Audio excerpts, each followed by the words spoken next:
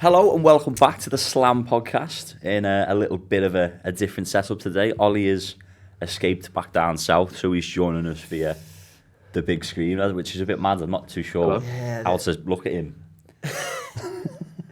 Yeah, I can't even see you guys. Just looking at a picture of Shay from 2019. The thing is with this as well, people won't know, but obviously we did one last week and it didn't work for a few reasons. And we've had practice at this, and it's still going to be a shambles. I'm guaranteed it'll be a shambles. Of course it is. We've at least had an hour's practice. It adds There'll be quite a few authenticity. repeated jokes as well. So I know. I was trying to think of what funny stuff we said last week, but I can't. Just do it again. Dude, we're on the same stuff. Perfect your delivery and everything. But obviously the Champions League final has just been and gone. Yeah. So Manchester City are finally European champions, which is horrendous, by the way. I feel sick. But did we watch it? Well, I didn't watch it. No, I was nursing a bit of a hangover, so I thought I'm gonna just bite the bullet here and not watch it.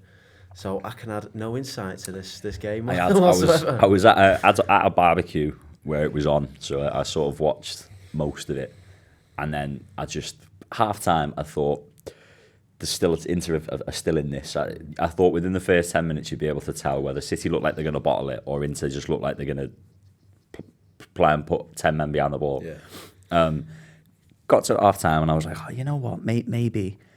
And then obviously City scored, and I don't think Inter, they had chances, but I thought Inter had bloody loads of chances, man. I don't know how they didn't score a goal. But exactly. Lukaku is a donkey. Martinez shouldn't be starting up front for anybody. Martinez, right. Me and Shay, and it seems like I'm always with Shay, and I think I've been with Ollie a few times as well. Every time I've seen him play in the World Cup, I thought he stunk. I thought all I've seen him do was miss. Yeah. That's all he did, was it? He'd miss sitters. That's all he did. And then I felt like that's all he did the other night as well. I think he's shite. Yeah. It's one of the Serie A strikers, man. I don't know how they convince everyone they're so good. That's why I'm scared of for whoever gets Osimhen.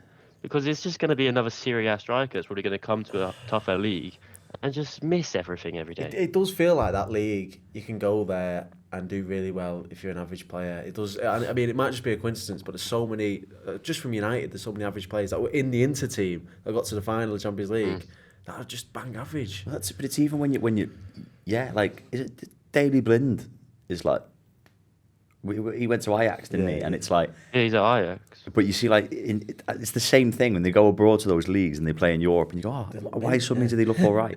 And Daley Blind, he was one that stood out to me. He was just, I thought he was shite at Man United. He was okay. And then he wasn't too bad. There was a couple of names who played the other night. Yeah, Darmian. Edin Dzeko left Man City 7 years ago. Yeah, that Edin Dzeko's still playing. Yeah. But in a Champions League final. Yeah. And when I looked at their starting 11 and you've seen the likes of them, I was just like, nah. Oh, God. But I know, it's one of those, it's such a nice underdog story, isn't it? City winning the treble, you know, warms the cockles of your hearts. But it's one of those, it's like, I actually think it's almost highlighted, it's almost like it's had the opposite effect of sports washing, I think, in a way, because it's almost highlighted the issues more. How plastic it is to a level. I think, you know, it's almost like the sports washing's gone too well, where it's actually like so noticeable. It's so noticeable, you know. It's sort of had the opposite effect. I mean, it's one of them, isn't it? Like, every time you talk about Man City and you talk about how good at football they actually are compared to why they're that good at football, but I think the initial reaction to them winning it, which is rightly so, is this all going, who's arsed? You know, it's plastic. But then there was that lad who put the picture on Twitter. Did you see it of like him on his dad's shoulders? Yeah, I saw that. 1999. That makes you go, fair you look play, at it and you go, you know, there are proper lads out there who follow City and like have done for years. So you feel a bit sly on them because it's like all their success has got an asterisk by it. Yeah. I mean, I think that's fair because it does. Yeah. But like there are proper City fans. I do wonder, like those genuine fans, if. I probably won't ask him now because they tell me to shut up. But I'd maybe ask him in a few years, like, would you have rather maybe like won an FA Cup and that was it, but you didn't have these owners and it was like it was your FA Cup, you know, you won it, it was totally authentic, it was yours, or would you rather this sort of success that does have that asterisk against it? I think if you're a fan, and you're getting to go to a European final, enjoy it. You've got them memories, and no one can take them away from you, can they? So, I think in that case, you'd be like, we're champions of Europe, do one. Yeah. But I see what you mean. Would you rather someone not be able to throw an argument back in your face straight away when you've won the Champions League? But I don't think I'd be asked. The City fans that have been there for a while, they've got both those moments. They've got staying up when they feel like they might go down. They've got winning something when they felt like they weren't going to. And now they get to see their team win the treble, be the best team in Europe and possibly one of the best teams ever. They've kind of had it both if you've been a City fan for the last 50, 40 years. Do you think it's going to get to the point where, maybe 30, I don't know how long it's going to take, but you look back on this time and it's forgotten about these financial issues, or do you reckon it'll always be a thing? I think that would massively hinge on the ultimate outcome of these ongoing charges with the Premier League. I think because there's probably more. There's more of a chance that sticks than the European thing. But I think for me, I know I might look at City and go, yeah, they just paid loads of money to all these great players and got it, but it's the actual football that they're playing that I think a lot of people are going to remember, like Gundogan scoring the fastest goal in an FA Cup final, them just passing Real Madrid when Real Madrid seemed like untouchable in Europe, and them just making them seem like an under-21s team. I think that's what people might remember. I think you'll definitely remember the team. You'll definitely remember the quality of the team. Like Kevin De Bruyne will definitely go down as one of the best Premier League midfielders. You're like Sergio Aguero is a Premier League legend. But it's just, I think every single time, even in years to come, we'll all go, yeah, he was fantastic. He was a great player. But then someone will always part of that conversation be like, yeah, but they shouldn't have all been in the same team, should they? Yeah, and what about Barcelona? We watched them be probably the best team in 2009, and now it's come out that they were paying the refs the whole time, but that hasn't really taken away from what Barcelona have done. Yeah, either way, they won. Like, they were playing amazing football, but also, you're telling me it was just domestically. I've watched Barcelona in Europe. There is a lot of fishy stuff going on with referees. I think the difference between like that Barcelona team that we all remember is the fact that like 9 of the players were all from La Masia. They were all homegrown. Or La Masia, or whatever. They all came from Jesus. The Messiah. So like the club developed then. Like they didn't buy Lionel Messi at the peak of his powers. I suppose the closest correlation we can bring is to that Juventus team that got relegated. What do people remember of them? I mean, they're a bit before my time, but I think most people remember Del Piero just being an absolute weapon. Well, that was like the Italian league was flying then, wasn't it? Like, well, that's it. The whole league suffered then, and it's still. Maybe it's just getting over it now, but for years, people associated Italian football with just corruption. And I wonder if something similar would happen, especially because Newcastle now, what happens with Qatar and United, could the Premier League just be seen as this, sports washing? As a sports washing 101, yeah. Because I do think it would get to the point where, say, even if the Qatar thing doesn't happen, and it's just, say 10 years' time, Newcastle and City are just fighting for it every year, and it's Saudi Arabia versus the UAE. I just think it's going to come to the point where it's just not a good thing to watch anymore. I think what the English, like the how English teams can compete, I think is different in terms of, even if they do run away domestically with the Premier League, like those two teams and their investment, the likes of last week when West Ham won the Conference League, I think is evidence that actually English football is still there's still integrity there, and these teams can still compete. I think the Conference League is fantastic because of that. English football has the most money. Like, that's why West Ham are winning it, because they've got the ability to go sign players like Paqueta, who really you'd think would be going to a top European club, but West Ham had the money to compete with all these top European clubs because of the Premier League's wealth. But see, that's an argument that's only an argument now. I think it was Gillian Barg, didn't he, brought it up? The Spanish guy. When he was the Spanish football guy, when he was on Sky, and he was saying like the financial disparity between England and abroad now is that big that the only way to fix it is maybe that the English teams contribute. And I think Jamie Carragher interjected, and it was rightly so. And he was like, "You're only asked now because Real Madrid aren't winning the Champions League every year, and Barcelona are like." Well, they still weren't winning it every year, to be fair. Yeah, exactly. So I'm thinking like, that's it. 10 years ago, Spain were dominating. Go before that, Italia in the 90s was massive. It's almost like it's just moved on now to the next one. So that argument, I hate that. The whole, Yeah, I mean, the best way to get everyone to hate you is to win everything. Like, Yeah, absolutely. And it's like Barcelona, Real Madrid shared the Champions League for ages, didn't it? It felt like every other year, one of them. One or the other. Ballon d'Ors were always Messi, Ronaldo. Yeah.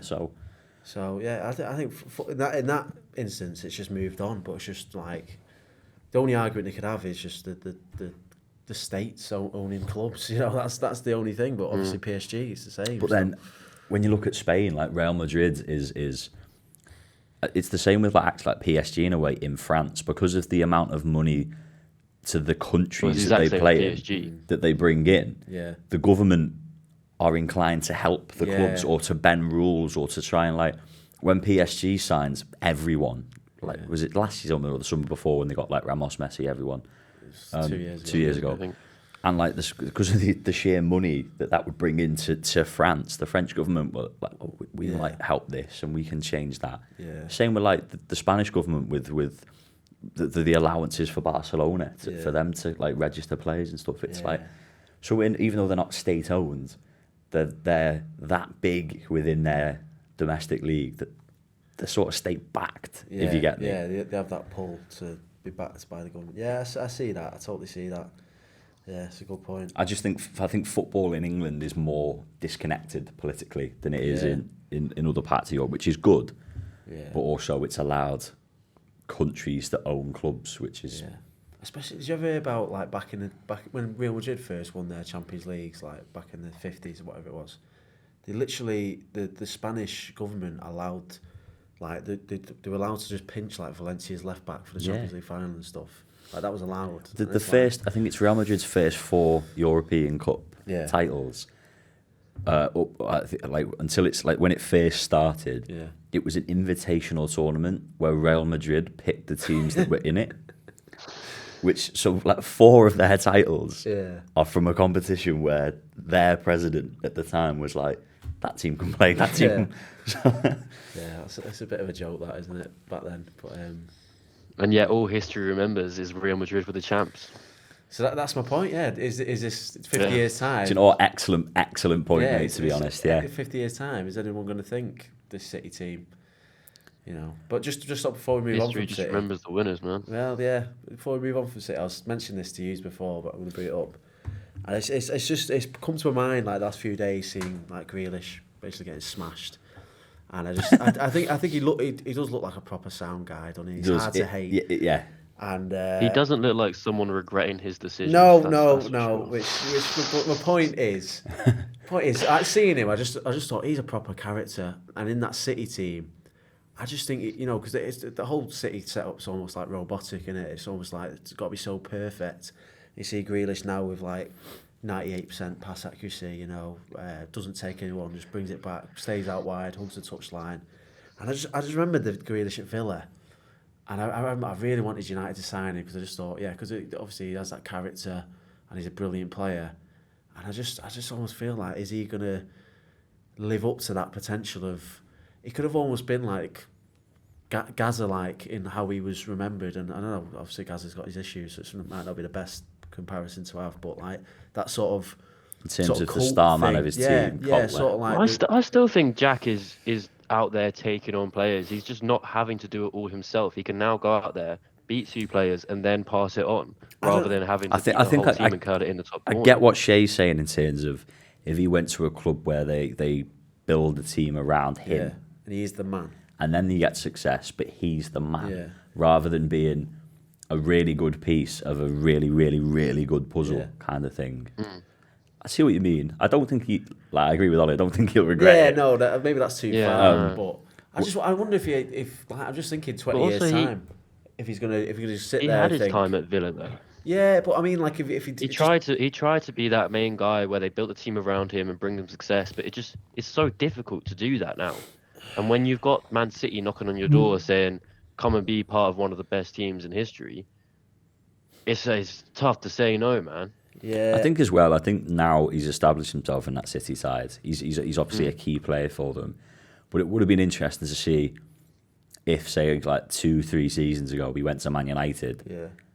at that point where you're really starting to try and transition into a new team entirely. You get a manager, bring him as the first marquee signing, and then you base it off him. Yeah. And he's like star boy at Man United. Honestly, that is my point. And maybe, well, not maybe, he wouldn't have won anywhere near what he's won at City. But I suppose it's that thing, is like, what is football about? Is it about just purely trophies? Is it about...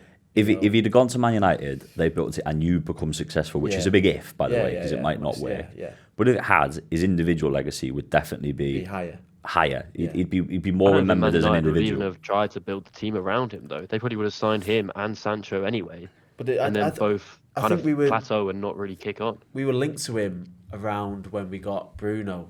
So like, if we got him instead of Bruno, he could have been like that sort of player in our team.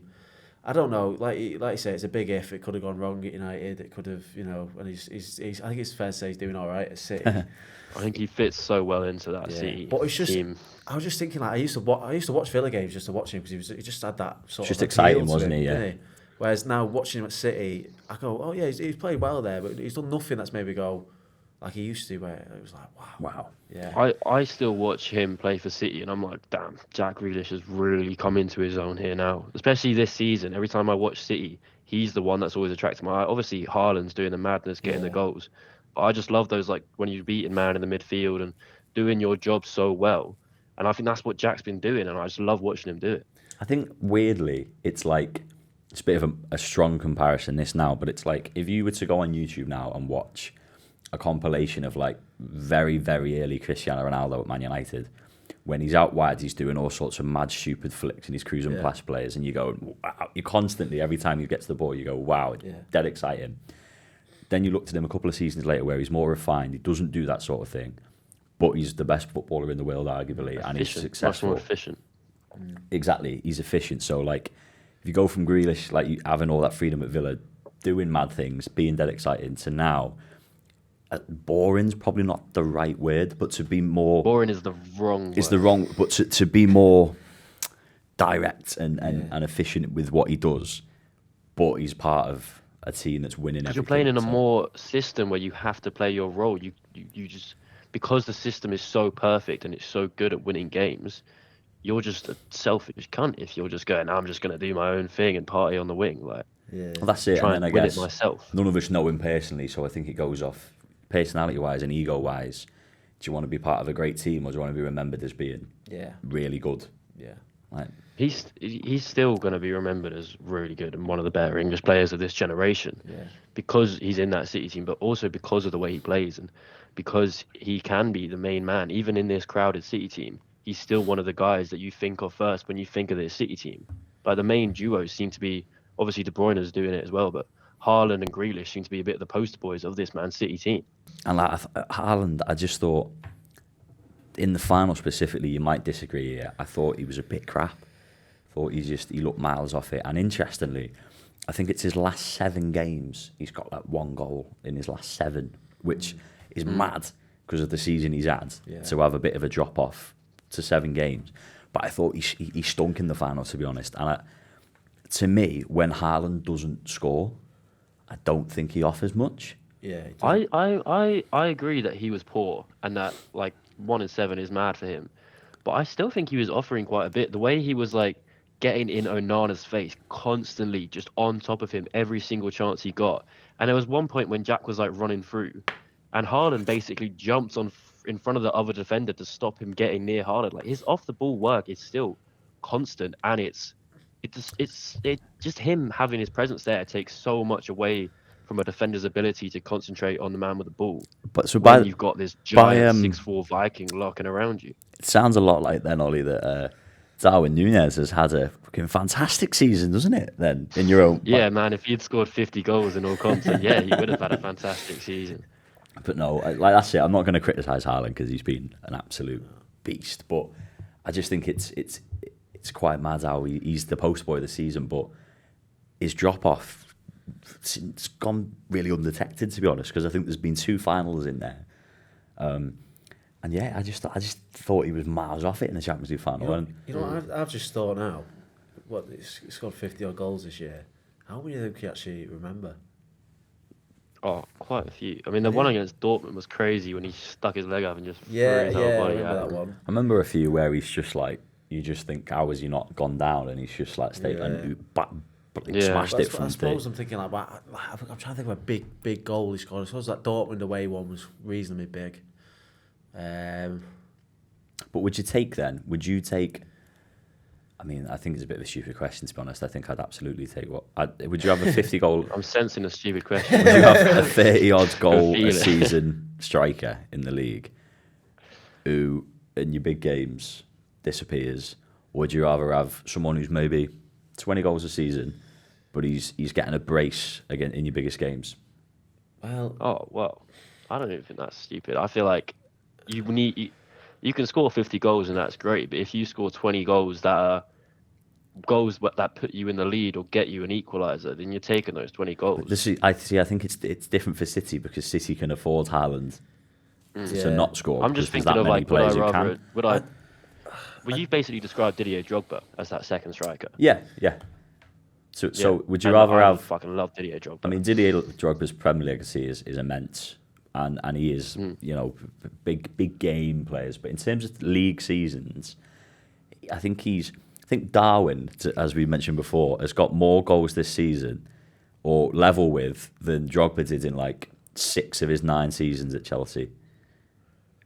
Which is mad. Okay. But obviously Drogba scored some ridiculously important goals. Big moment player, wasn't he? So like that's what I mean. Would you rather have See, score of that goals with importance or just shitloads of them? I think I would rather, and I think we should look at this more with strikers. I think we should look at more how many games they're scoring. Because if I have a striker maybe that's scoring 50 odd goals, but it's only scoring in 25 games, or a striker that's scoring 30 goals in 30 games, that could be an interesting one. Shows the impact a bit more. Doesn't Yeah, it? because Yeah, it's like, would you rather beat Bournemouth 9-0 and then lose 1-0, or would you rather Yeah. win both games 2-0? Yeah, you know? exactly. That's exactly it. And I think I've seen like Harry Kane's got more match winners this season than Haaland. I think Marcus Rashford's got more match winners this season than Haaland. So that I suppose it's. But that's also the curse of playing in a team like City, where you can Yeah, just. I suppose if you Or, score, you know, even team if you is score so one, good like that. De Bruyne's going to score one. Yeah. Bernardo Silva's Yeah. going to score 2. But They're just going to add another 2 after your goal. Yeah, so I suppose it's how you look at it, I suppose. But yeah, I think answer to your question, I would have Haaland in my team. Yeah. See, I thought it was. The more I think about it, it is a stupid question, isn't it? How are we going to turn down someone who scores that many goals realistically? And when you've won the treble anyway, it doesn't really matter if they don't show up in finals. Yeah, exactly. Someone's But gonna show up in that team. someone will. They've got players who will, which is why. But I think that is unique, to be honest, to Man City. Yeah. That luxury. Yeah, true. But Harry Kane, as well, as you've touched on, is where he ends up if he goes somewhere this summer is open to debate now, as Benzema has gone to Saudi. So from saying that, Man United looked like they were probably the favourites for him. Do you think Real Madrid's a realistic Favourites destination anymore. for Kane now? I think it is. It definitely is. I think it's gone. I'm not even sure United was realistic, but it looked like it was the only option. Maybe bar. I know PSG are getting rid of a couple of players. Bayern Munich maybe, but it doesn't feel like a Bayern Munich transfer. Nah. But now Real Madrid are on the table. I do think it could have ruined United's chances of getting him, which is devastating for me because I really wanted him. I've just seen a headline that's saying Kane to United is pretty unlikely because they don't want to sell him to a Premier League rival. That's it. You're going to have to pay that premium, aren't you? Which it's depending on what it is. If it's reasonable, I'll pay it because it's Kane. But yeah, What is reasonable though? What do you find is reasonable for Harry Kane? Anything near 100 million, I think is perfectly reasonable for Harry Kane, and I think that's in the market. I think that's a bargain if you're getting Harry Kane for 100. I think you got to pay at least 120. Yeah, I'll class 120 as near 100, so I'd say that. But yeah, anything near a 150, I think it just becomes a financial decision then, doesn't it? Unfortunately, but yeah. Would you take him as your only signing? Like if you could have one signing and they said Harry Kane and no one else, would you take him? If we could only have one signing, I'd have him. Yeah.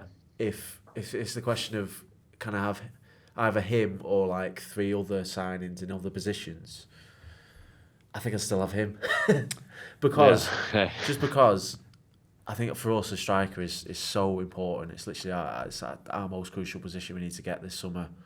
So, yeah, I'd put all the eggs in the basket with him. Yeah. Yeah, I think he's just so good, and he's not much of a risk either because we know how good he is in this league. Yeah, you're right. There's not a chance he's gonna flop, is there? Not really. He just won't. The thing is, I think as well is like don't be jinxing yourself. No, there, but I'm not confident. I'm happy to throw the jinx out there. the thing I can't see him not playing in England, and I think the Real Madrid move. I think if he doesn't go now, I don't think that door's gone. I think he could quite easily have 3-4 more seasons. I don't know, because I think if they don't get Kane, they will get a big number 9 this summer.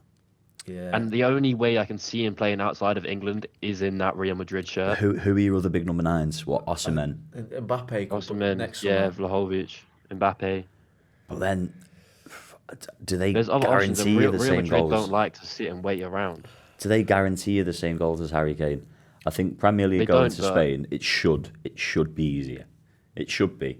But he'd score goals wherever he went. But I think it could be almost the opposite to what you're saying, where he goes to Real Madrid now, but he thinks that, I think he's like 40 odd goals off that Prem record. He could come back, say, at 33, 34, do it for 2-3 years, even back at Spurs or something like that, and still do the Prem record. So I reckon it could be almost the other way around, where he goes, I'm not going to go to United because I'm not going to be allowed to, but I want to win trophies, so I'll go to Madrid. The other thing is, obviously, because he's the England captain, isn't he? And he's so big in the international picture. Yeah. Traditionally, England managers don't like England players not playing in England.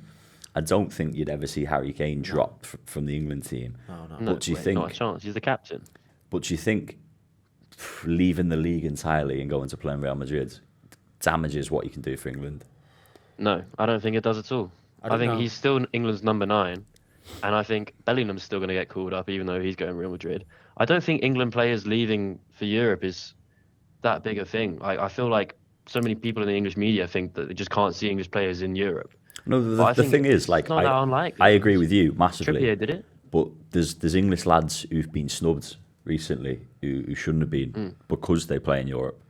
Tomori. I suppose, like he just said, Trippier there. He was out the England setup for a bit when he went to at Atletico. Madrid.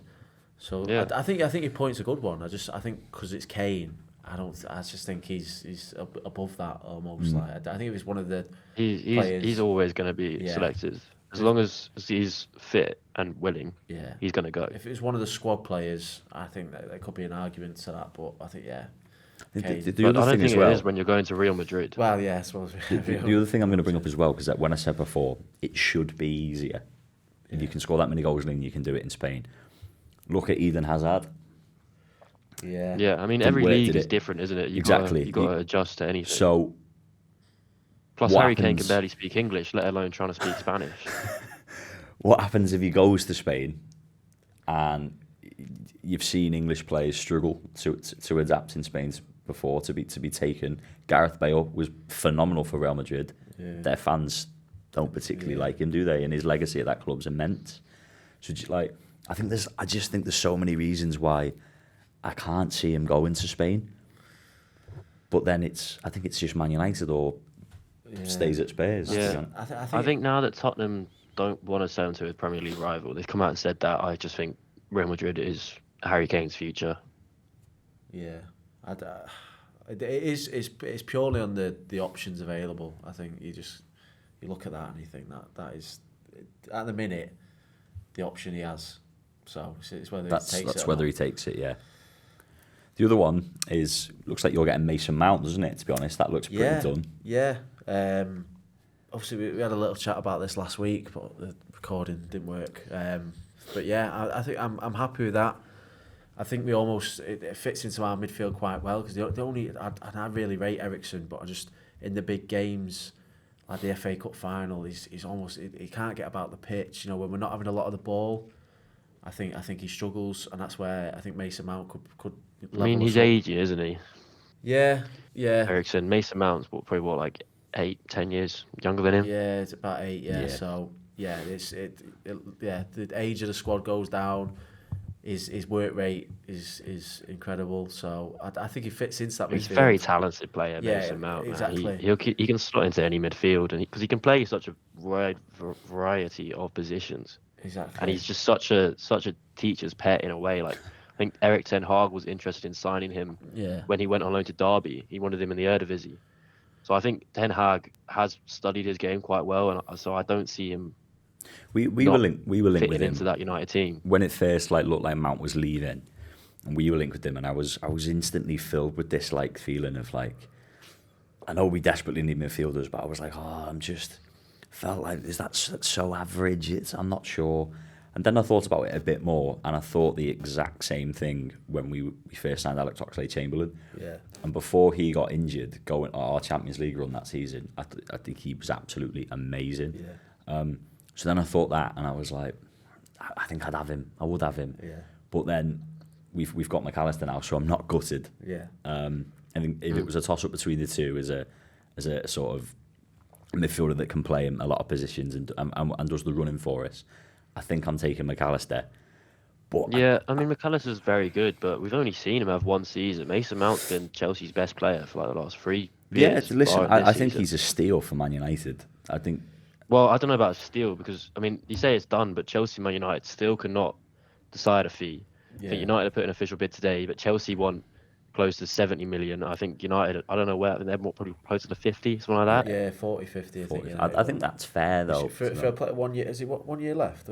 1 year left on his contract, yeah. So but Chelsea are not messing about with selling players. They want as much as they can fucking get out of this. But don't you need to such a big player? Don't you need to sell players, though? Isn't it essential that you offload some players this summer? Yeah, but it doesn't mean that they're going to be going for cheap. Yeah, because they're still talented players, and Chelsea don't want to be taken for a mug. Yeah, for all those reasons, I think it could be one that drags on a bit because I think United are going to play hard ball and go, you need to sell. I think Chelsea are going to go, well, he's a quality player, young, so you need to pay. It'd be interesting when it gets to the tax cut-off because 30th of June, that's when the tax year ends, and we need to get our books in shape by then. So Man United might just be playing that long game. They have submitted a bid today. I'm not sure what it is. Just dish a few more 8-year contracts out. Spread it out over the next decade. You'll be fine. We'll do that first. We'll do that in a minute. We just need to get some funds in. Yeah. I mean, Kai Havertz is another one. Real Madrid offered, I don't know how much they offered. But Chelsea wanted about 75 million. And Real Madrid said it's too much. So they called it off. Kovacic is another one, isn't he? Get other bidders. Yeah, Kovacic looking like he's going to go City. Ruben Loftus-Cheek was supposed to go AC Milan, but that seems to have fell through now. Read and thing now on AC that. Are looking at Carney Chukwuemeka instead. They're AC Milan with Loftus-Cheek. They were moaning that for the fee, he's too old, was the concern. How old is he? He's older than you think, which is weird. Is he 27? Yeah, I suppose I still have 24 in my head. Exactly, Lewis and Ballack, mate. You know, he should be prime now, shouldn't he? He should be. Yeah. So for what they're asking, I think Milan were listen. He's great though. He'd do bits in Serie A. Yeah. He's a good player, very good player. Yeah. But see, the thing is, never could get consistent game time at Chelsea. If you're Milan, do you want to sign a player that's going to do bits in your domestic league, or do you want to start actually competing for Europe, which is Inter all over? They got to the Champions League final, I mean, which I think was very lucky. But all their players, a Bossop looking great in Italy, but I don't think they can compete internationally, especially with the English teams, which is hard anyway. Yeah. But is that what Italy do now? Do you just sign average Premier players? You say struggling Premier League players can go to a good European team, get in that system, and perform great in Europe and domestically as well. Look at Tadic was pretty well at Southampton. Gone into one of the best Ajax teams we've seen in 30, 40 years. I suppose it's the way they play, isn't it, in different countries? And that's why I was just thinking then, Kane to Spain, where they actually play a bit slower, and pace is one of his best things. Kane to Spain. Pace isn't one of his best attributes, even though he's quicker than you think, Kane. But he's not you wouldn't describe him as fast. You know, it could actually maybe even benefit him going somewhere where pace isn't a big thing. He's just going to get past the ball. Kane is one of his most underrated, I think, attributes is how good he is in the build-up. Yeah. Which is what I think Kane can do things in that respect that Haaland doesn't. Yeah. In terms of if you've got someone like him and Son playing off him, is amazing. But Yeah, I see what you mean. That could He's not lend going to have itself to do that at Real Madrid though. Like he has to do that at Tottenham because Tottenham are bad. But Real Madrid have creators. They have people that will set up chances for him. But I think it would be a nice, refreshing change for Kane. I think he'd like I it. think that he could strike up something with Vinicius Junior that he had with Son, where like he's running in behind, Kane drops That's a in. terrifying I know, partnership. I've just thought of that. That's Shiver me timbers. That's a dream partnership, that isn't it? So, Yeah, that is. God, we might as well confirm that he's going to Madrid now. I've decided in my head now after that conversation. And Bellingham will be playing in the midfield behind him, even though him going to Liverpool was the worst kept secret in football. Listen. Until I see a Comunicado Oficial tweet Jude Bellingham from Real Madrid, he's staying at Dortmund, mate. Fabrizio I'll be Romano. waiting for my shirt, Matt. I'll be waiting for my shirt. He's staying at Dortmund. A little release clause. Jürgen and the boys coming in next summer. Sounds. I'm pretty sure they've agreed a fee, mate. Real. Again, Comunicado Oficial, or it's not happened. So, Casido, keep living in actually. your dream world. We've just signed McAllister from Brighton. Looks like James Milner's gone the other way. And Casido was the other. De Zerbi made it pretty clear that he was going to go in the summer. Chelsea were interested, weren't they? Yeah, I think Chelsea and Arsenal are battling for his signature now. It's probably looking around 80 million. I think Chelsea are probably the favourites because why would you choose Arsenal, you know? So would you rather 80 million for him or an extra maybe 20 million and get Rice? No, I think I honestly I'd rather Caicedo Would you? because I think Rice's future is kind of a more box-to-box, getting up there, getting back, whereas Chelsea, like Enzo can do that. We just need someone that's going to mop up all those balls and like winning the balls deep in our end. And that's Caicedo is so fucking good at that, man. Yeah. I remember watching him at the bridge for Brighton last season, and he was just mopping up everywhere in front of their box. That's exactly what I want. Caicedo box to box as well as an engine, by the way. He was fantastic but at that. He's so good at. He's much better at winning the ball in my eyes than Declan Rice, and I think he's much more happier to do that. Like he was playing right back for. That's another thing as well. If we need someone, if Reece James keeps his poor injury record, and Gusto's injured as well, he's going to come in to be our backup right back. But it'd be great if we could have Caicedo. Wouldn't mind filling in there as well. Whereas I think Declan Rice is always looking to get forward. You know. What if you got Rice and kept Kovacic in terms of mopping up, as in like a number 6 role?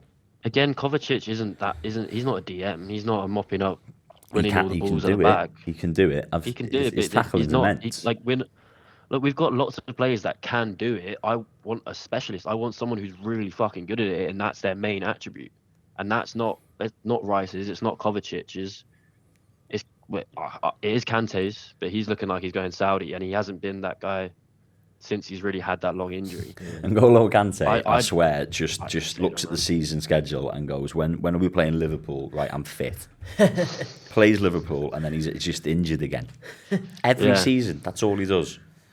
Yeah.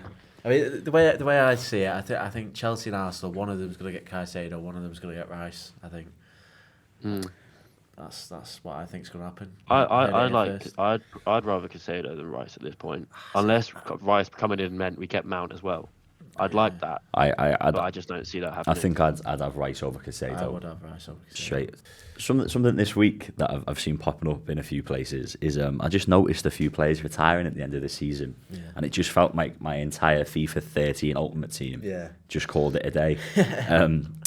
Marek Hamšić retired. Remember him? Yeah, I do remember him. Mad hair, mad mohawk.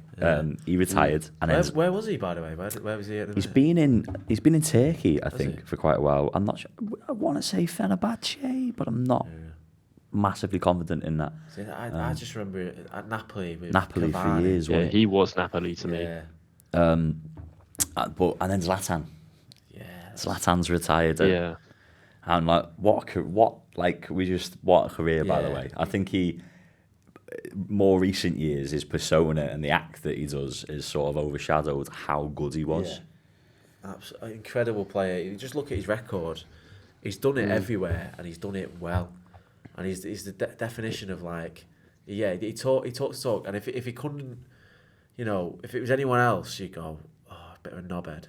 But because he's really good, it's quite funny because he says he's God, and then turns up and like bangs in 30 goals That's in what he 60 games. when he come to the Prem, he was what, 34?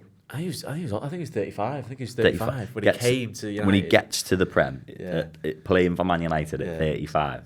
And he said in that interview, didn't he, like, oh, who's the best striker in the league? Yeah. He just didn't say himself, and the fellow was like, you're not backing yourself, and he was just like, a lion doesn't compare himself with sheep. and then went on to have a fantastic season. In a bang average United team, by the way, they scored a goal every other game. It was immense. Then had really serious Yeah. ACL injury at 35, which for Yeah. most people ends your career. Career ending. Come back from it. Then he went to LA Galaxy. Which, when he came back and played for United, I thought he had a couple of games for us, and it just looked like he was done. Like he just lost the pace and the strength. I know he wasn't quick, but like he had that power. Just looked like it had gone. So I thought, right, that's it. Off to America, a couple of years, done. Went to America. It was Smashed it. Smashed their league Yeah. massively. Came back. Came back to Europe with Milan. Was pretty decent for his season. Great record, yeah. Did his ACL again at 39, 40. Yeah. And you think right now he's absolutely It done. has to be. Over the summer, while he's out with an ACL injury, Milan extend his contract for another season. He comes back, and then he was just off the bench then, scoring penalties. But now he's finally retired. But it's just Insane. Absolutely insane. I'd like to see a stat of like how many goals he scored post 30 Yeah. to prove It was more than under 30. man. Yeah, It's yeah. mad, It's isn't similar to Ronaldo, probably, yeah. But interesting, I was just thinking then, I almost feel like, obviously Ronaldo was better than Zlatan. And if he sort of followed in Zlatan's steps of... Zlatan was like... Up to United, when he did his ACL, he could still be the main man. But after that, I think he realised he sort of was a bit part player, you know, especially when he came back to Milan. He had that understanding, right, I can't do this every week, but let me be a good presence and let me, you know, help the kids and let me just come on now and again and score a big goal. And the part of me just wishes Ronaldo had that. could adjust to that mindset. Could adjust to thinking, right, I am not the main man anymore. But I know that's why Ronaldo became who he was, because he had that mindset. But I think Ronaldo could still be at United right now if he just understood, you know, he's not playing every game, but he'll play. And when he does play, you know, he can score. It's interesting though, because I don't. Messi doesn't publicly have the ego of Ronaldo, but Messi hasn't done that either. Really, has he? He's not agreed to sit back, take a bit. Like everyone was when he's just gone back into Miami now, hasn't he? Yeah. And it was like Barcelona tabled him an offer, and it was the offer that they tabled him was what it was, because if he accepted it was reduced fees so they could register other players, blah blah blah. And he was like, no, I'm going to Milan. Barca released that weird statement. Yeah. But no one talks about Messi could have gone, do you know what, I'll re-sign for a bit less money. Yeah. And exactly like you said, I can be a bit part player, see out my career. He didn't do that, did he? I suppose. And maybe because he's not, like you said, he's not as big in the public eye. He doesn't get as much scrutiny, does he? But but also, why does he need to? Why is that a mark against his name? Like Ronaldo went to United, and it didn't work, and then he threw a sissy fit. Messi just decided that I'm not ready to. I don't want to do that. Yeah, but then I don't want to just be shitty. I just want to go to Inter Miami. Sit on the beach. But then, Messi wasn't the one slating Ronaldo. Yeah. No, I think that's fine. I don't think he needs to. I don't think he's got anything to prove. But when he did that interview, and it was a bit like, the dream was always to play back at Barcelona. The dream was to return there. One day and it's like, well, you could have if you just took a bit less money. Yeah. To be honest. Right. I know. It's one of I suppose it's hard. Like your whole career, everyone's told you how great you are. Blah blah. It must be hard to suddenly change that mindset after all that time. But yeah, I think probably Messi just fancied just sitting on the beach, chilling out. Well, Miami is the it's America, but it's very Spanish community. It's very like South Americans, Spaniards, Latinos. I think I have a great time linking up David Beckham. David Beckham going for tea. Extremely gutting is Phil Neville got sacked as Inter Miami manager, which means we missed by a couple of months seeing Phil Neville give Messi tactical advice. That would have been great. Yeah. But right, are we doing team of the season? Right, yes. That's what we've got here. Yeah. The Slam Pod team The of Slam the Pod season. team of the season. This is what everyone's been waiting for. We wait to the end of the season to do it, unlike everyone else. Yeah, you know? yeah. Hang on. Yeah, there were still games to be played. Exactly. Yeah, The Man what's up City with that team. team of the season when the season's not over. The Man City team are Sort it sat out. in a fancy hotel somewhere, They've just got back. Yeah. gathered around YouTube, Yeah. going, Matt Markey's put me Nursing in a this. hangover. So, So we're gonna do our own teams. We decided a 4-4-2 formation, haven't we? Old Yes. school. 'Cause So we are we like it old school, don't we? going position by position, we'll Yeah. all put a name forward, and then we'll try and unanimously come up with a team, yeah? Yeah. Cool. Right, so let's start with the keeper. Okay, so we'll add a little caveat to this that we have done this already. Yeah, last so week. we tried to do this last week, which is hilarious because we did do it before the season had ended. Which totally contradicts what we just said. But to be fair, let's reiterate, this is a Premier League team of the season. Yeah, so yeah. Yes, Good point. yeah, We had it is- one, it is a Fantastic Premier League team point, this season. mate. A brilliant point. I'll add to that point. The only reason we're doing it again is because your headphones were screaming at everyone. Yeah. But Yeah, here I've we got are. different ones this week, but that's never happened before, so I don't know. Because what that usually was. you sat here. Yeah. No, but like I've been on Zoom calls. I've been on team calls. But anyway, yes, we've almost had this debate already, but I feel like we're all quite thick where we'll just have the same debate again, won't we?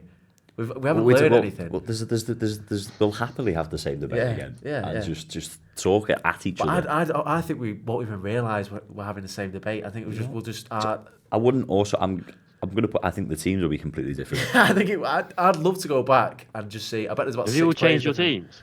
I think. Yeah, slightly. One Yeah. position. See, I haven't has- changed my team because I was right in my team. One position has changed. I've still got mine in the 4-3-3 formation. That's what mine is. Right. One of the massive. So last week when we said we'll unanimously come up with a team after, that was flawed because Shay was like, "Well, who's playing on the left?" Right, come on, goalkeepers. Right, goalkeeper. I'm going to go Alisson. Yeah.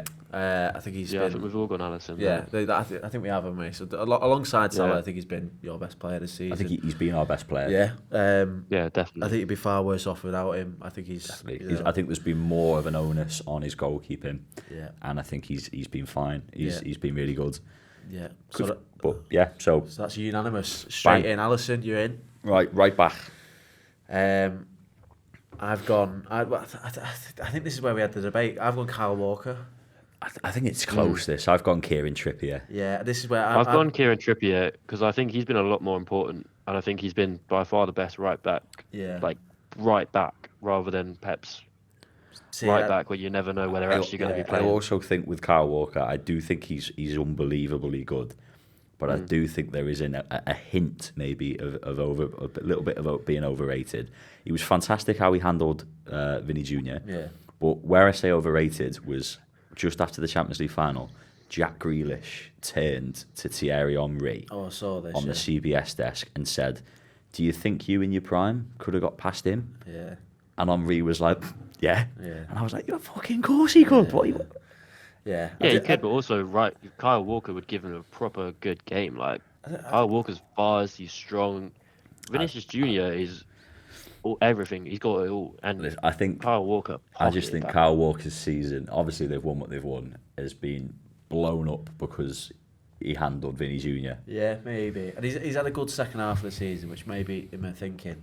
But I do think I do get what you mean. Like maybe, yeah, because of that Vinny Jr. thing, he's sort of become this sort of mythical thing that could just stop anything. But I also think at the same time, he's possibly the greatest right back in the history of the Premier League. I think he's think got to he be is. up there, hasn't he? Yeah. He's obviously got, but then who else do you have? Who else do you Yeah, put up there? it's Gary Neville. Yeah. Yeah.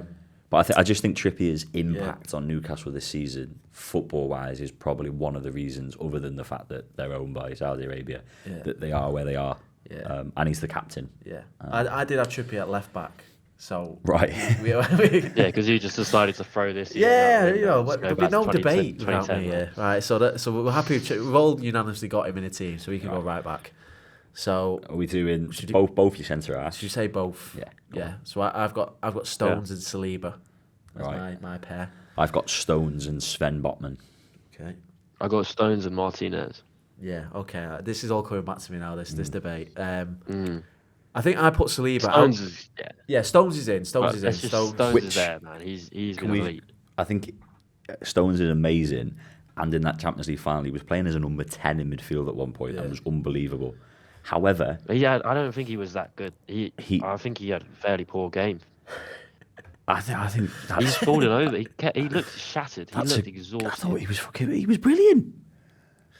But I don't know. It's a Premier League team of the season. I Anyway. don't think he's great. Premier League wise though, interestingly, he started far less games than you think.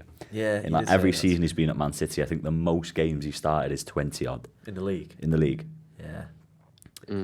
Which But that's part of Pep just doesn't need to Yeah. have every guys play on every week because he's just got yeah, this way that he can integrate everyone constantly. It's always the way with Unless you're Calvin Phillips. with team of the season that you're biased towards the second half, aren't you? You just are. Which is why in my head I thought, right, I'm going to try and not be this, and I put Saliba in because I thought I've got to have a few Arsenal players in there because they were so good for like 90% of the season. So that's why I put him in there. So Stones. Yeah, I think first half of the season Saliba was probably the best centre back in the league. Yeah. He was so good. Yeah. So, and you've got Botman. I've got Botman just because I think there was a period where Newcastle just never conceded. But their defensive record was brilliant. It was wasn't fantastic So I all wouldn't be year. against having two. Andy scored a Yeah. few as well, to be honest. And then Yeah, Lisandro I've gone for Martinez Yeah. just because I think he's been so important to United's defence, and I think their defence has been okay. Like when they've got Martinez playing in their back line, they're just so much better Yeah. than without him. We missed him incredibly the second half of the season. I think it was such a blow when he got injured. I think just not only is he probably our best defender, but he also helps us incredibly in build up. And I think if we had him in say the FA Cup final against City, I think we could have got a bit more play together and maybe been a bit more of a threat. And I think it's so impressive what he's done. Like he's young, isn't he? He's not Yeah, that old. he's not- 24. He's 24. Yeah, he's a young guy. First season in the Premier League, and he's just looked so at home. Like he's just come straight into it, and he's not missed a beat. Like, Yeah. I think it's just the games he missed for me. Which is I remember this last week 'cause it makes no sense from my point because Saliba's missed games as well. Yeah. And that was why I didn't put Lisandro Martinez in, but I put Saliba in. Doesn't make any sense. yeah. But I'm happy to go with Botman. I'm happy to go Botman based on just the injuries of Martinez. Yeah. But I also think Ruben Diaz deserves a little shout out as well because he's been impeccable. And I also want to shout out Thiago Silva because even though Chelsea have been terrible, our defence until like the last few games of the season when we literally just threw in the towel, I think we had like one of the top 5 defences in the league, and that was 90% Thiago Silva just being a rock solid. I think Thiago Silva as well. You've got to give credit for, especially how his game his pace and stuff for his age is phenomenal, isn't it? So But he's also so smart. He knows his pace isn't as good as the other strikers, and he's just such an intelligent defender that he can just always be in the correct place at the right time. he's brilliant. Thiago Silva's brilliant. Yeah. Okay. So what's that? Botman and Stones. Stones. Yeah. Botman and Stones, yeah. So Left back. I haven't got a left back now because my left back's moved to right back. I've gone Pervis Estupiñán. You've had a week to sort that out, Shay. Who's that you got left back? I've gone Estupiñán. Esteban. Or as Shay called him last week, Esteban. Esteban. Esteban. There was also about 8 pronunciations of his name, wasn't there? Estupiñán. He's that fella that plays left back for Brighton. Yeah, that lad from Brighton. He's in at left back for me. Okay, Ollie. Yeah, no, I've got Esteban as well, man. He's been incredible. Okay, so he's straight in. No competition. Right, let's. Yeah, well. So for the sake of, I think there's a big argument going to brew when we come to midfield. Can we start on the left? Yeah. Yep. So who have you got on the left? I've got Marcus Rashford on my left. I've also gone Marcus Rashford on the left. Yeah, to be honest, I'm not going to argue against that. I have got Gabriel Martinelli. Yeah. Okay. But I can't argue too much with Rashford. I think that period where he was scoring loads of goals was essential for Man United. Yeah, And just after the World Cup, wasn't it? And he just came back and he was just on fire. And I think when he wasn't scoring the goals, you noticed how important he was to Man United. So I think I touched on he was before. their only outlet, really. Only goal scoring guy. It's still like even when he dropped off, it highlighted almost how good he was because we just didn't look a threat at all. Like when he wasn't on it, and I think I said before the amount of match winners he's got So I think he's been our most important player this season. So, yeah, I'm happy. Rashford on the Yeah, left. yeah. So, the 2 centre mids, should we do? Yeah. I'll just have to double check. So, how I organise my midfield could depend on this, but I think I've got Rodri and Kevin De Bruyne as my 2 centre mids. Yeah. I've got Odegaard and Kevin De Bruyne. Okay. I've gone Casemiro and Odegaard. Okay. I wanted to get like a defensive midfield and a more attacking midfield next to each other. I would say for Casemiro, there was a time where I would have had him as my prem signing of the season. Yeah. But then he missed too many games with the suspensions. Signing. He's been there like 2-3 years. Casemiro, are we signing this season? Yeah. Yeah, but he's been on loan. He's been on loan there for a bit before that. What are you talking about? Who do you think we're talking about? This isn't Odegaard's first season. No. We're talking about Casemiro. Casemiro. You've literally just said Casemiro. I thought you said Odegaard. No. Casemiro. I think Casemiro's been fucking brilliant. I just think the time he missed with the 2 suspensions rules him out for me. Yeah, that's fair. Same for me. Yeah. Why I went Rodri, because I think he's just been that bit more consistent. Well, I've kind of gone similar reasons. I went to Martinez, even though he's missed all those games. He's just so important to that United team, and it's like when he first came in, he was amazing. Towards the back end of the season, he's basically scoring all your goals. Yeah, he just does it all. It did surprise me. It's weird how young he is. I thought he was so old when he came, and he's not. He's still like got 32. a few years left. It surprised me how many goals he got, to be fair. He really chipped in, to be fair. Just to make things confusing, I've got Odegaard on the right. So we have all got Odegaard. We have all. He's got to go in then. So I'm happy to put him in centre. He's been incredible. He's so silky on the ball. So, man. I love so who's the other one then? De Bruyne. Have we all got De Bruyne? No, have you got De Bruyne, Ollie? I haven't got De Bruyne in my team. Obviously, we all know how fucking good De Bruyne is, and obviously he's amazing. Yeah. But I just don't think it's been his best season. I think he's still getting all the numbers of assists, but I just don't think he's been on his top game, which is why I've. Which is scary because I still think he's been fucking brilliant. I still think he's been. Yeah, good. He has been. Right. Are we happy to put him in? So what's our midfield? We've got Odegaard in so far. Are we not going for Rodri? Because I'm happy to concede Rodri over Casemiro. Ooh. So is De Bruyne not going in? I think we're going to have a bit of. I don't know, because I think we should have an attacking one and a defensive one. I do agree that something doesn't sit right with Odegaard and De Bruyne in centre mid together, visually. Yeah. In my head. Just getting broken down. I mean, yeah, scoring those goals, but I just. And I feel like if we were fielding a team in that mid-city midfield to actually win a game tactics-wise and pivots and everything, Who we having overlapping? Yeah, fucking hell! I was just doing my team of the season. I wasn't telling him to fucking man mark on the edge of the 18 yard, but yeah, no, that's fair. I just think what do we want? Casemiro and Rodri, or bit criminal and for De Bruyne not to be in this. Oh God. Did we put him in last week? I can't remember. We did. You definitely did go in last week. I didn't. Oh, he's not in mine. Should we cause a bit of controversy and not put him in? Maybe that could get us more clicks. Yeah, sounds. Yeah. Don't say it. Do it. Well, yeah. We'll cut this bit out, but that's what we'll do. If we make a clip of this separately for TikTok, I would like to tell the world that I have played no part in this decision. Yeah. So Rodri, Odegaard. That leaves us onto the right. Right, so this is where it's going to get a little bit tasty. I'm going to say my pick. Ollie's going to kick off. I'll let him kick off, and then I'm going to tell you why factually. I haven't kicked off at all, man. I'm calm, composed, and yet. Yeah. So, I'm not missing penalties that I should be scoring to get vital points for my team or anything like that. So on the right, simply because of the formation we've gone with, I think it's got to be Mohamed Salah, with a very honourable mention for Bukayo Saka, but Salah's been better individually. So it's Bukayo Saka, and then Salah can be behind him if he wants on the bench. So I take it you've got Saka, Ollie, yeah? Yeah, I've gone for Saka. I would just like to Matt's point out, gone for Salah, which is a big surprise. This is obviously a Premier.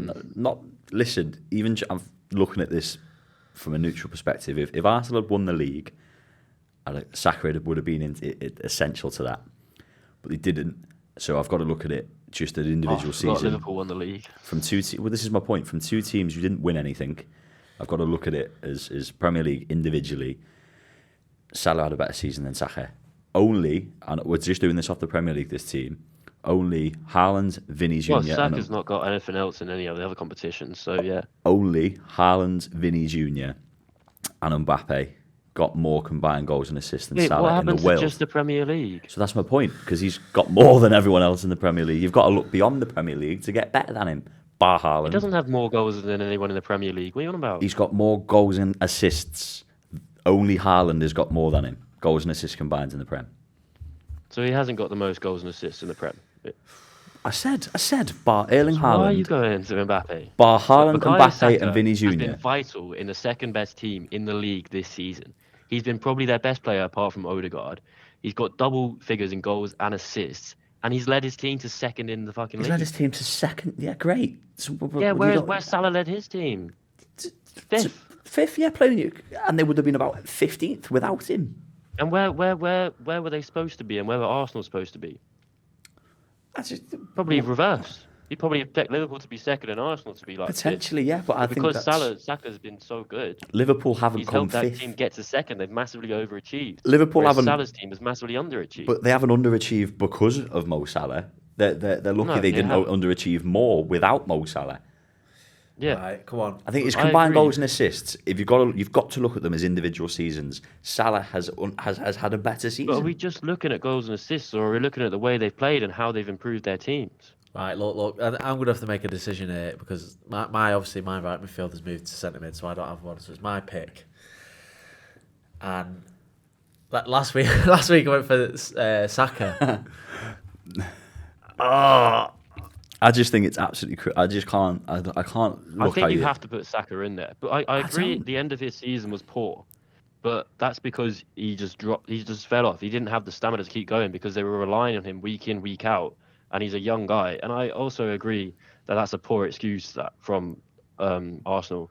But I just think Saka's been so good throughout this season. Liverpool relied on Before Salah, Christmas, we were calling him maybe the best right wing in the world. which is ridiculous. Again, by the way, I don't think it even You is. see, I think he is really fucking good. when you're a- players, the way he can pass it on a dime. I'd just into like the to box. say, when you're a young English player who's playing well, right, and you can't be just allowed. You're just throwing the fact that No, he's listen, young and listen. English in his face. No, His I'm team not. got second in the I'm league, and he not. was starting almost every game. And I think he's fucking brilliant. I think Saka's brilliant. I just think we don't have to instantly, because he's had a good season, he doesn't have to go to the best right winger in the world. That's a stupid No, statement he's that, if not. anything, But would there's work also against not that him. many. That's not that much of a competition for right wingers right now. There's quite a lack of them, which is the only reason I was okay with Saka being in that conversation. Is because no one's really You just said performing like he is. before Christmas he was the best right winger. He did what? No, he wasn't. No, I didn't. I said he was. People were calling him. He was in the It conversation. doesn't for it. help Who him was long the term. best right winger in the world? Because I don't think there's really been a standout right winger in world football that you can clearly say he is the best right winger in the We're world. not getting into this debate. How many Arsenal players have we got in this team so far? Is it one? Odegaard. One. I put Martinelli in, but we've only got Yeah. Odegaard. So. Yeah, but you just said that randomly. Like if No, if you're saying Salah's better than Saka, then you have to say Rashford's way better than I Martinelli. know, and I agreed. this I season. conceded that. It was just how I shaped it So, up. yeah, so Martinelli's not in the team. yeah, Right, he's look, not. Look, I think we've got to have more than one Arsenal player in.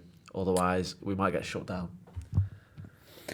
Which is Listen, hang on. half my point because they've had such a good Yeah. year. So and a he's been minute so ago, integral to that. Why Saka should be in the team of the season. a minute ago, we were okay with bidding Kevin De Bruyne off for controversy, but now we've got to have Saka because we all because he know plays there's another because he player plays for coming. Arsenal, who comes second and didn't win fuck all. That's not because it's not because they've come second because Saka plays for Arsenal, not because Arsenal have Saka. Not because he's at Arsenal. There's a reason they're second. There's a reason we need two Arsenal players in this team. That's what I'm saying. Because they've been the second best team in the league. So just for 1 second, so Arsenal are second because of Saka's contributions to their team have got them to second, right? Liverpool have come fifth, which should have been a lot worse, bar what Mo Salah contributed, which, when you look at it individually, was more than Saka contributed for Arsenal. It just was. It's just that the highlight was on Arsenal because they had a title race with City. Because they were the second best team in the league. Well, look, what I would say of Mo Salah, I think he's got the touch of the Sergio Aguero about him, where because he's been consistently brilliant for so many years, him doing that again almost isn't seen as an achievement. Yeah. So like Sergio Aguero didn't get in the team of the season. I think pretty much for the whole time he's at City, which is just amazing. So I think a similar thing could be happening with Salah in my head, but I feel like Saka has to be in. One, because I think there's got to be more than one Arsenal player in there, and two, because I think... And also, football's not played on stats. It's a whole game. But he was brilliant for the first half of the season. But I will concede Salah is very, very unlucky. Salah's very good, and I agree he's the second behind Saka. But I just think Saka has just been immense. I think he's had a great season. I think he deserves to be in the team of the season. I'm happy to concede it, fine. However, do you not think if Saka didn't drop off, along with... I'm not just Saka, but if his efforts that got them to second, if he didn't drop off, could they have maybe won the league? Yeah, no, I think they definitely could. And I think a big reason they didn't is because Saka dropped off. But then you got a caveat with that saying the big reason they were there is because Saka was on. Yeah, right. Look, listen, he's in. Oh, doesn't sit right, that. No De Bruyne. No De Bruyne and then that. Yeah. Imagine saying last year there'd be no De Bruyne, no Salah in your team of the season. No. Well, I wouldn't. I think imagine saying at the end of this season there's no De Bruyne and no Salah in your team of the season. I still wouldn't. But right, listen. There's absolutely no debate with the two strikers, so we can breeze through this quite quickly. Harry Kane, Erling Haaland. Yeah. Take it. Yeah, cool. Yeah, that is the slam. But backups, Wilson and Tony for me. Yeah, Tony. They've been incredible. Tony's been fantastic. Yeah, Tony especially. But both of them deserve. Gabriel Jesus. But yeah, Harry Kane and Haaland. First half of the season. Half of the season was brilliant as well. Yeah. But yeah, there we go. That is the Slam Pod team of the season. You heard it here first. Well, congratulations, manager. Manager. Oh God. You throw me there. It's tough not to put Pep. It is very hard. It's difficult not to put Pep. Also, that's where you'd expect them to be. It's difficult, isn't it? Overachieving. I feel like if we don't, question, you know. I feel like if we don't put Pep, we're maybe overthinking it. Arteta is the Arteta, De Zerbi, big shout. De Zerbi's a big shout. Fantastic job. Eddie Howe. Eddie Howe is he's had a great season, man. Yeah, he's been very good. And also Thomas Frank. Yeah, Thomas Frank. Yeah. I think it's always going to be unfair for like Arteta and Pep. They're both great managers, but they've just got like these ridiculous. Sorry, for Guardiola and Eddie Howe now, just because you've got this unlimited resources. Yeah, so I don't really have sympathy for it. But Eddie Howe, like Newcastle spent a lot more than they have before. But they also didn't spend outrageous. Like they didn't spend as much as Chelsea, as Man United or Man City. No, not at all. They did in relation to what they spent. What they've spent before. But because you've got to, because of financial fair play. But I think we talked about it before. They've still done very well. Eddie Howe with that squad has overachieved. He has. They're not as good as where they should have finished. And I'd also like to shout out, who's the fella at Bournemouth that kept Bournemouth up? Is it Gary O'Neill? Gary O'Neill. That's it. I think he deserves a shout out. Yeah. Everyone was like, Bournemouth are down. Fantastic. Yeah. He's been good. It's one of them. It's probably got to be Pep. The grand scheme of the season is he won a quadruple, didn't he? So especially Treble. Was it? It was. Fucking hell, no, we didn't. Yeah, Treble. Don't forget United's big league cup. I was thinking you could see like using the Community Shield, but you won that, didn't you? We did. So we did win something this season. Mo Salah. Right. I can't believe you brought that up as a reason that Salah had a better season, that he won the Community Shield. You guys didn't see that, but last week that was one of his. It was backhanded. It's crazy. If we lived in any other country in the world, it would be called the English Super Cup. By the way, and it would still have zero meaning. Right, that's the Slam Pod. That is the Slam Pod team of the season, and the manager. Congratulations, all those that made it. So we're going Pep. And to those that didn't, wasn't me. Right. Unlucky. Better luck next year, guys. Just strive for greatness. To round off, because I think we've gone on about 10 minutes there on Saka and Salah. But did you see that? You see a couple of mad stories this week, by the way. There's been a few, mate. The first of which, a fella getting eaten by a shark. Which is, have you seen the video of the?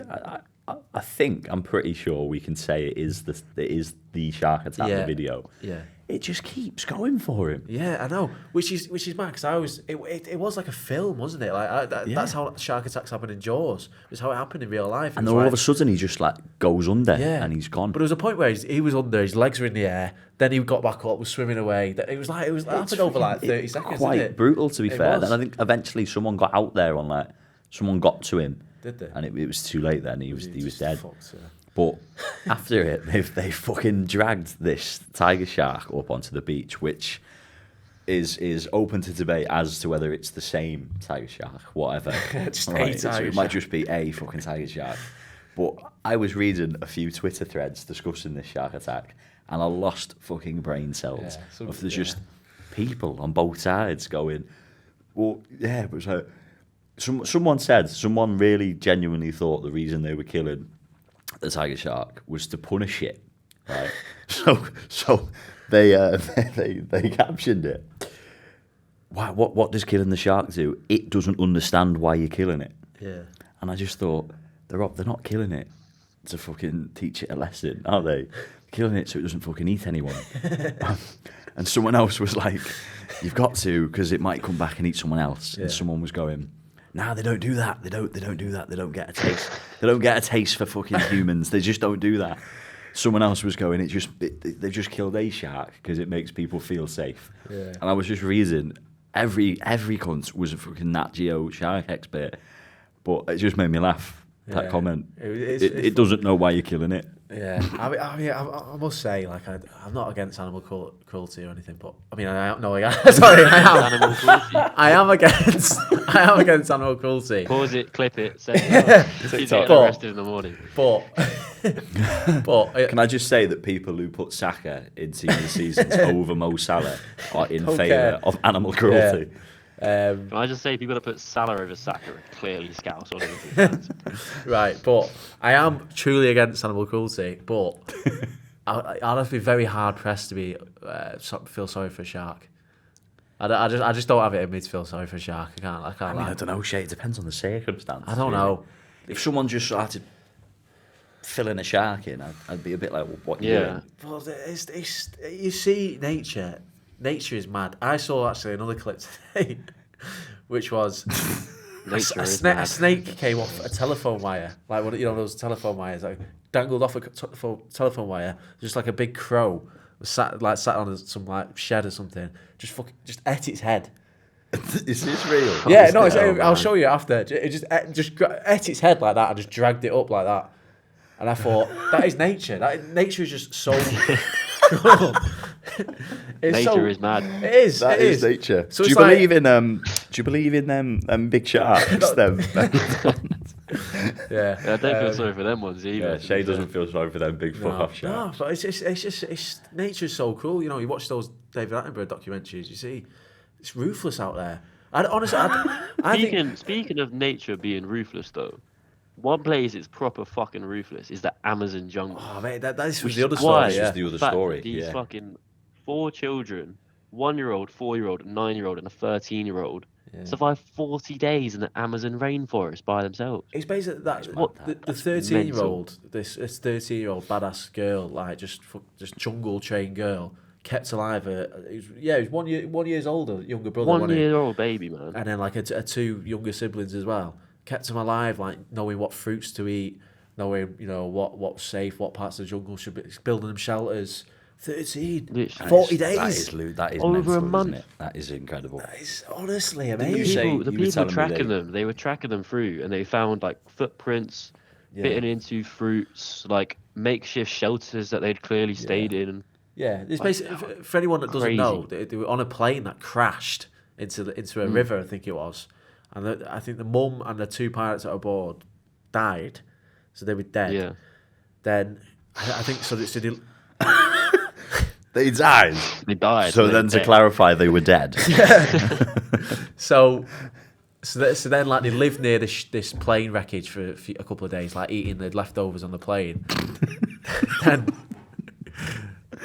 then travelled out into the jungle to find more food and stuff. I just think it's like the coolest story ever. And it's Did you see also that the president tweeted that they've been found when they hadn't actually been found, and he had to take it down and apologise. bad, that. What, say like a that they'd been propaganda found. thing? Like, that's bad. I think it must have just been an accident because you got to apologise for it, and that's the opposite of propaganda. That's even worse. Like, But I did see an interview, and I think it was of their aunt, or it might have been, I can't remember. It was someone related to her anyway.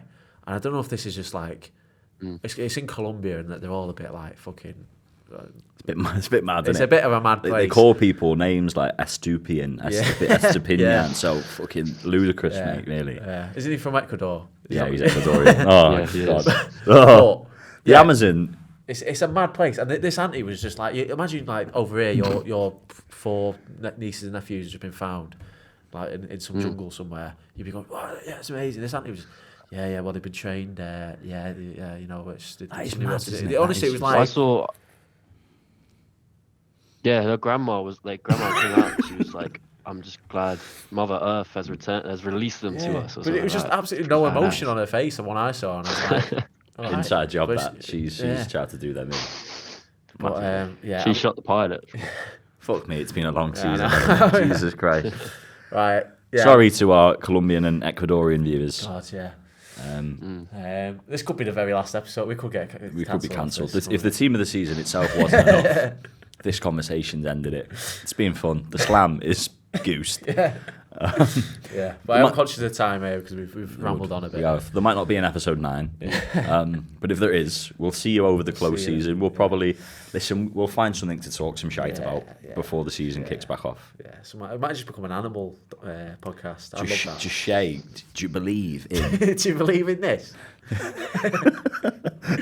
Right. Anyway, see you later. Nice one.